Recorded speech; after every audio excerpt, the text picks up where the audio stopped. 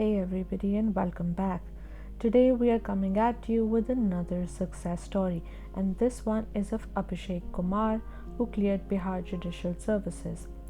Last week we discussed Saesha's story, who had decided during law school during her college years that she wants to prepare for judiciary.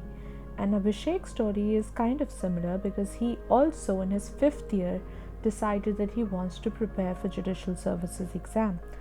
He persevered through highs and lows, and he finally got his dream.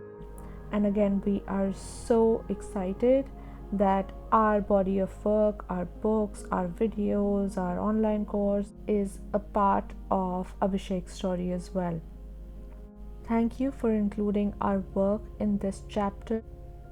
It just gives us so much happiness and joy that our work ends up being in these chapters of your life. Thank you for putting your faith in our work, and thank you for using our resources. And without any delay, let's get into Abhishek's story. He has amazing tips and pointers. Be sure to watch till the end.